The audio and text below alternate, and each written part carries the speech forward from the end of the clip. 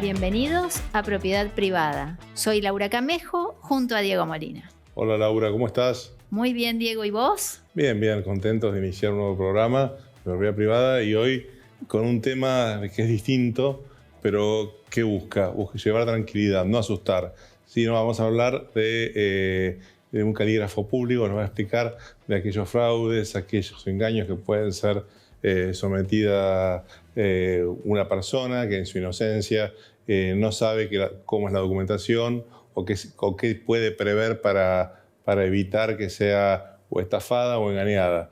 Entonces, ya sea desde un documento privado, que confirmas que por ahí puede ser una persona fallecida o que no pertenezca a la persona, desde una documentación del automotor, etc. Entonces, va a dar herramientas y qué hacer ante la duda. Si tengo una duda de esta documentación, ¿a quién consultar? ¿A quién tiene que consultar? Al escribano. Perfecto. Así que se debe acercar a su escribano del lugar del país que tenga cercano o al colegio de escribanos también. Así es. Para antes de avanzar con una operación donde la documentación no le parece que esté perfecta o que tenga alguna duda o que esté raspada, que esté dañada, que no sea legible y sobre todo son pocos los casos pero se ven, entonces siempre es mejor consultar antes de tomar una decisión. Así es. Y también vamos a ver algo sobre los billetes. ¿Los billetes de $2, sí? Sí. Cara grande, cara chica. Rotos, manchados, con sellitos. ¿Qué hacer? ¿Cómo poderlos utilizar? ¿Y qué solución hay, no? Así es. Y también vamos a hablar algo sobre testamentos. Perfecto. De testamentos habíamos estado hablando en otro programa y tuvimos muchísimas preguntas del testamento hológrafo, que es aquel de puño y letra, y del testamento por acto público hecho ante escribano, que se registra y es el que realmente da tranquilidad en el futuro. Entonces, nos va a explicar también seguramente el tema de los riesgos del testamento hológrafo, de puño y letra, la firma, etcétera, y la seguridad del realizado ante escribano. Así es. Entonces nos vamos a una pausa para recibir a nuestro invitado, el calígrafo público Marcelo de Cabotó.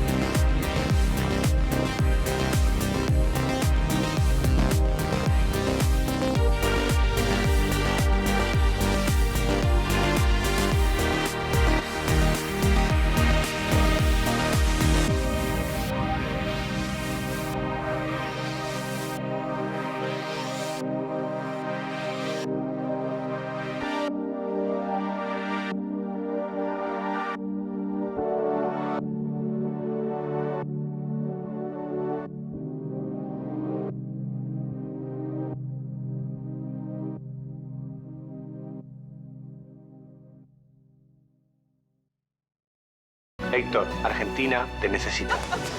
¿Contamos con vos? ¡Conta conmigo, papá! Quiere que vuelva. Esto es 1-1, Pablo. Hay que convocarlos a todos. Pensá en macro. Luis Ferreira brinda asesoramiento en seguros para escribanos y tecnología aplicada a la autogestión.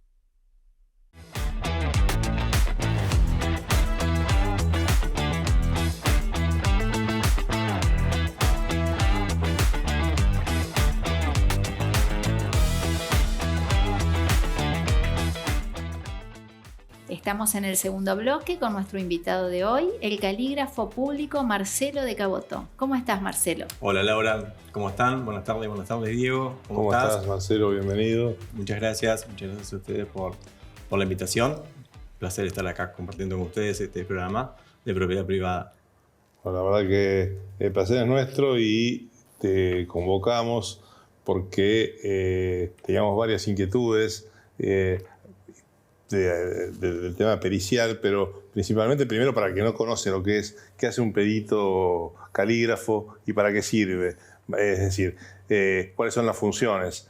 Después vamos a contar lo que haces vos, pero principalmente como para entender las funciones del perito calígrafo.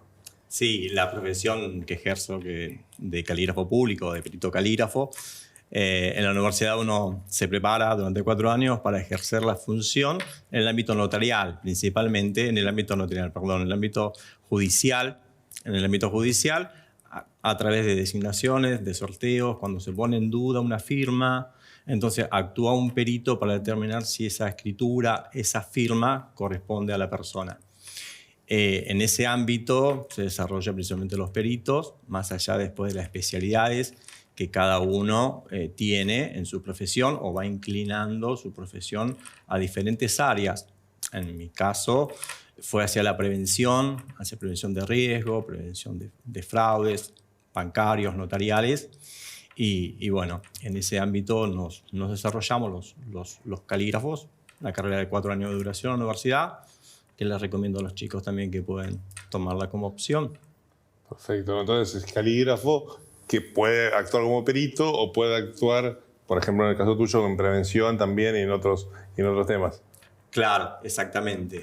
Sí, en mi ámbito y en la consultora asesoramos a bancos y asesoramos o acompañamos a los distintos colegios de escribanos en lo que es la prevención de riesgo, prevención de fraudes en el ámbito bancario y en el ámbito notarial en todo el país. Perfecto. ¿Y cuáles son los principales problemas que encuentran en Argentina, vamos a hablar de Argentina en concreto, de fraudes o en lo que hay que tener más ojo o que ustedes detectan mayores cantidades de conflictos, de fraudes, de falsificaciones? ¿En qué tipo de documentación, en qué tipo de situaciones operatorias? Sí, primero hay que aclarar, digamos, que el fraude, digamos, a nivel país y comparado con otros países, y sobre todo en el fraude notarial, es muy bajo, es mínimo, pero cuando sucede causa un daño, por así decirlo, y un perjuicio, no solamente al ciudadano, sino también al escribano, que se ve involucrado en este tipo de fraudes que se producen, y mayoritariamente se produce en el ámbito privado. En el ámbito privado, donde muchas veces los falsificadores, sabemos que quien produce este tipo de delitos es un fraude inteligente, se considera como un fraude inteligente.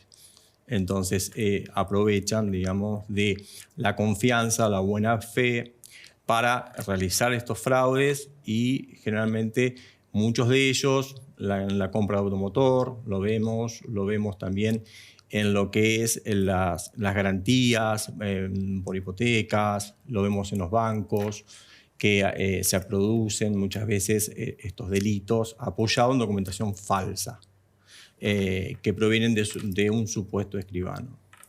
Y eso tiene una evolución, tiene todo un estudio también, y entonces lo que se procura es, en estos casos, hacer desde la prevención hacia los bancos, prevención en los colegios de escribanos, en los escribanos, pero pasa esto por el ciudadano.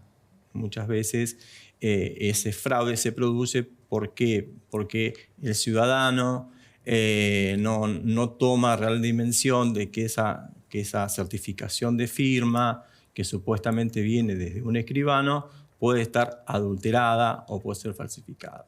O sea que lo conveniente es acudir al escribano y hacer esa certificación en la escribanía. Siempre. Y tener mucho cuidado cuando uno recibe un formulario, por ejemplo, un 08 ya, que venga firmado y con una firma supuestamente certificada. Claro.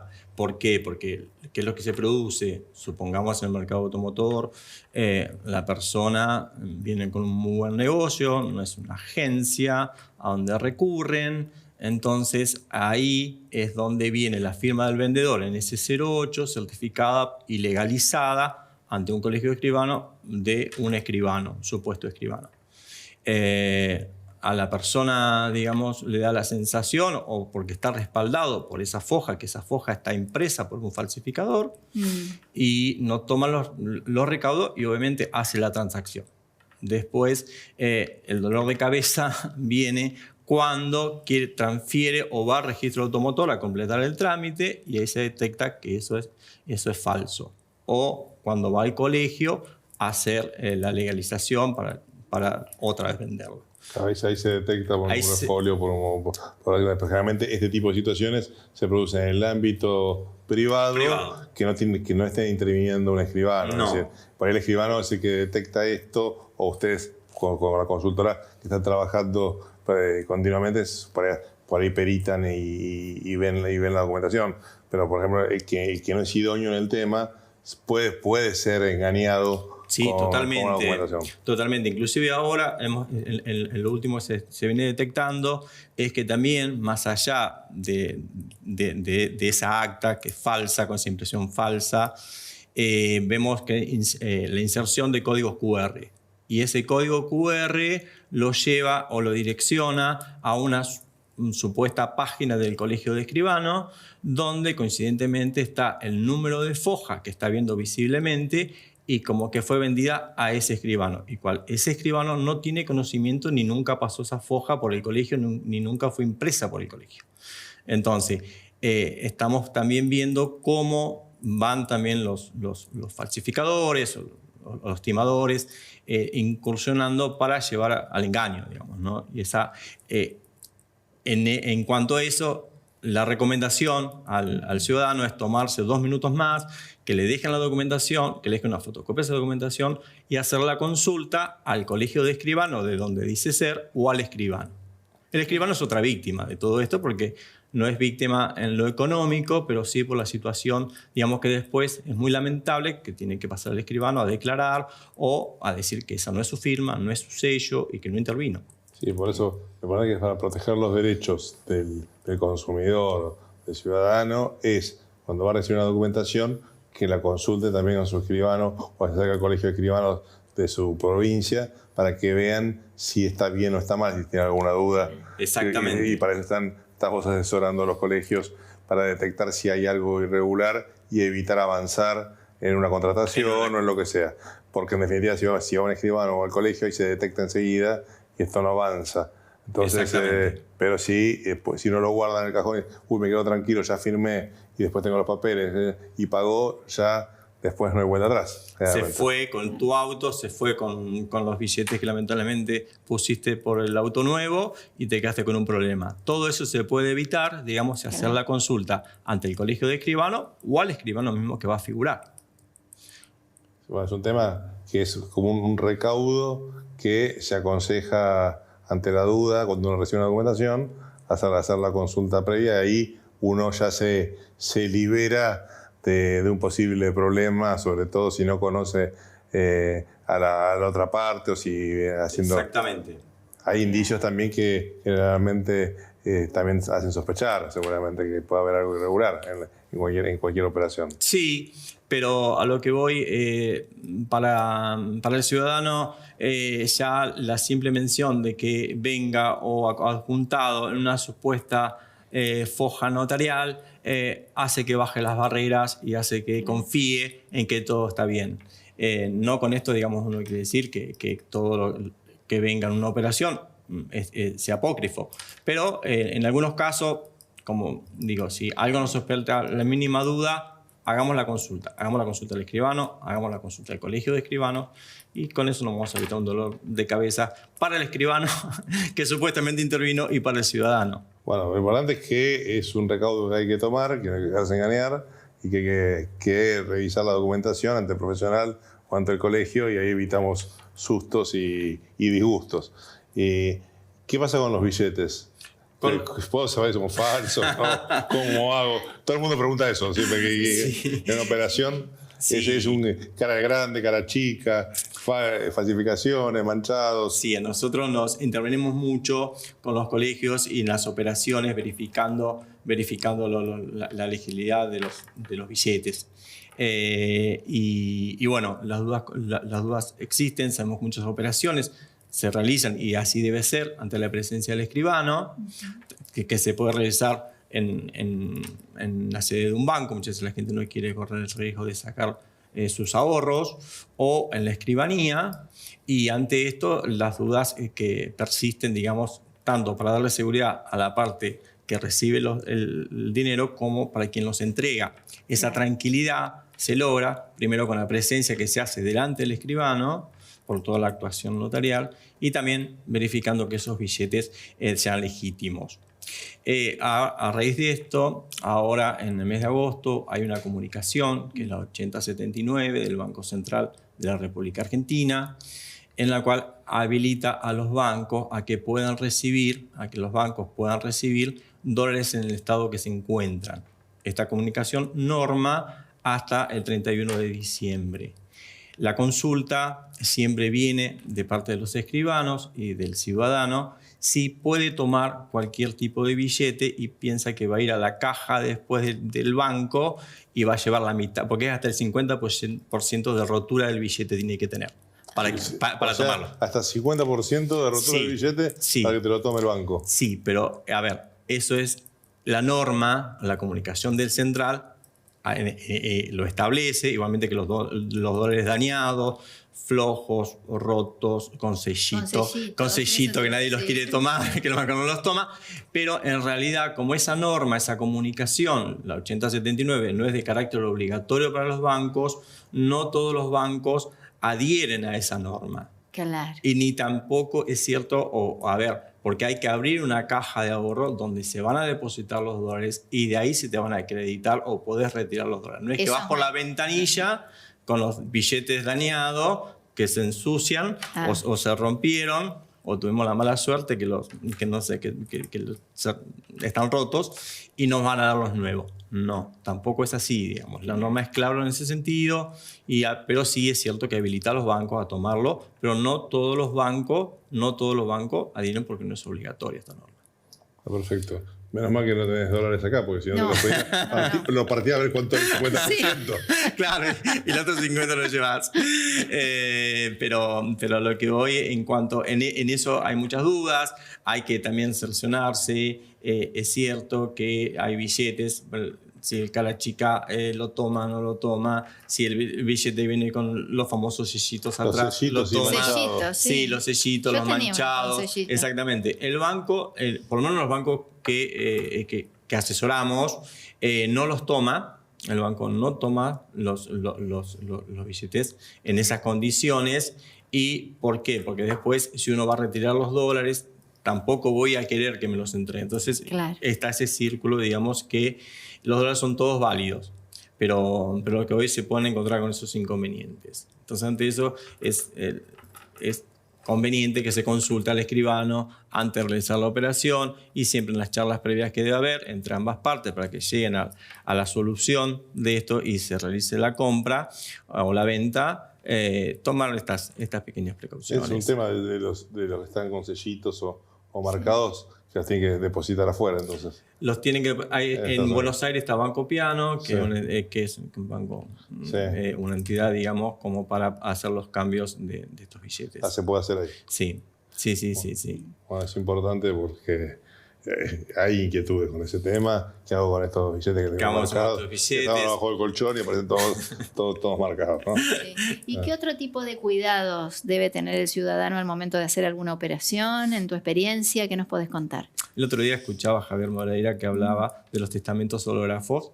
Debo decir y los inconvenientes o lo que puede suceder cuando ese testamento no está realizado ante el escribano y se realiza como una expresión de voluntad en un papel que se guarda y que se firma. Los calígrafos intervenimos en las causas judiciales para determinar si esa firma se corresponde o no se corresponde a quien dejó la donación o la herencia o el testamento plasmado. Los inconvenientes, y con mucha razón, Javier decía, de que los inconvenientes que puede haber o el resguardo de ese testimonio, lo importante que es hacerlo ante un escribano.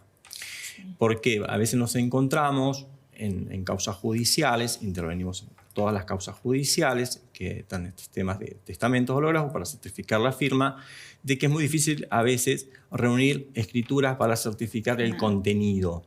Firmas podemos recurrir o recurrimos siempre a los colegios de escribanos, a los bancos, registros de firmas, si hay una causa judicial por obtener firmas, pero las escrituras es muy difícil a veces conseguir escrituras, porque realmente firmamos, no escribimos, no dejamos escrituras que puedan ser tomadas por un perito como escrituras indubitadas, auténticas. Sí. Y nos hemos encontrado con planteamientos judiciales en que lo que se discute es si no era una hoja firmada por la persona y no era un testamento. Y que después lo que se agregó o lo que está agregado es la redacción de ese testamento beneficiando a ciertas personas. Entonces, eso no sucedería, digamos, si se hace ante un escribano, porque estamos hablando de la atestación del documento en sí, de la narración, digamos, y del acto. Entonces, esos inconvenientes a veces también nos encontramos, intervenimos los calígrafos, para darle al juez del proceso la certeza de que la firma le corresponde. Pero a veces no podemos determinar si la escritura, si el texto manuscrito le corresponde a la persona o no, porque no encontrás escrituras. A mí me consultaron una vez sobre ese tema una persona que había dejado un testamento hológrafo, que es este que se redacta de puño y letra y en un papel como está hablando Marcelo, y que... Bueno, se modificó el código, se exigió la pericia caligráfica y no se encontraban firmas indubitadas de esas personas. Claro. Entonces fue muy difícil poder tener la autoría. Claro. Incluso de la firma. Incluso de la firma, claro, porque el perito compara firmas auténticas que son aportadas, tampoco puede tomar cualquier firma. Claro. No es que encontraron la libreta del almacén del abuelo y ahí tenemos una firma. O sea, tienen que ser firmas indubitadas. Esas firmas indubitadas son las que están realizadas a una autoridad judicial, ante un escribano. Entonces, muchas veces cuesta conseguirlo. Entonces, por eso me acordé cuando veía el programa que estuvo Javier y que él hacía alusión a este tema, ¿no? Testamentos hológrafos públicos, que claro.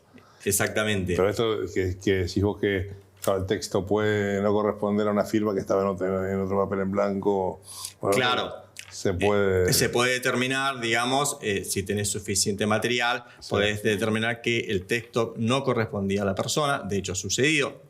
Intervenido en causas y que se ha determinado que el texto no pertenecía a la persona, sí la firma. Entonces, ahí lo que hay es un aprovechamiento de firma en blanco, digamos, ¿no?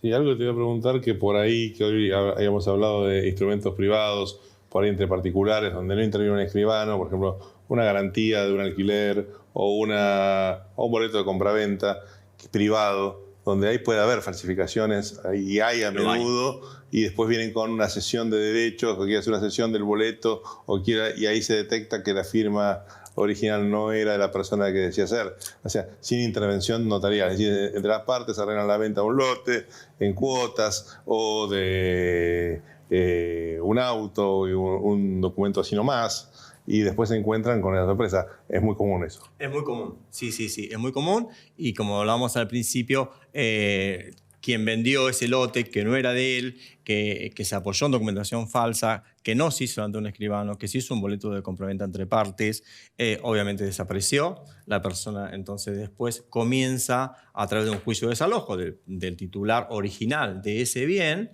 y ahí es cuando se determina que esa firma, digamos, no pertenecía al puño escrito de quien decía que tenía esos derechos sobre ese bien. Por eso es importante en ese caso también acudir a un escribano y certificar la firma en los boletos y pedir un informe de dominio que esté todo bien. Hay un montón de instrumentos para evitar estos engaños. Exactamente. Entonces, todo esto lleva a esta seguridad jurídica que es donde se tienen que respaldar todos estos actos privados también, para después no tener inconvenientes, o que si hubiera un litigio, saber, digamos, que el perito, digamos, va a concluir de que todo está bien en ese sentido. Muy interesante. Y nos tenemos que despedir. Sí, me imagino que estarán tus datos para quien te quiera consultar, seguramente, que tenga dudas Sí. de alguna documentación, de alguna, o lo mismo, alguna operación que tiene que hacer. Así que seguramente lo vamos a ver editado, porque Muchísimas gracias. te pueden contactar para las dudas y en todo lo que puedas ayudar, seguramente. Sí, por supuesto. Desde ya muchísimas gracias. Nosotros estamos relacionados a los colegios de escribanos, como les dije anteriormente, a 10 colegios de escribanos en el país y a bancos. Y siempre, bueno, esto es cuando uno, digamos, puede dejar un mensaje, y sobre todo este mensaje, digamos, tampoco hay que entrar en pánico que me puede pasar. No, hay que tomar las precauciones. Claro. Lo que es tomar una precaución, mañana evitar un dolor de cabeza. Bueno, muchas gracias. No, Diego, por favor, muchas gracias, Laura. Muchas gracias, Gracias a la Marcelo. audiencia.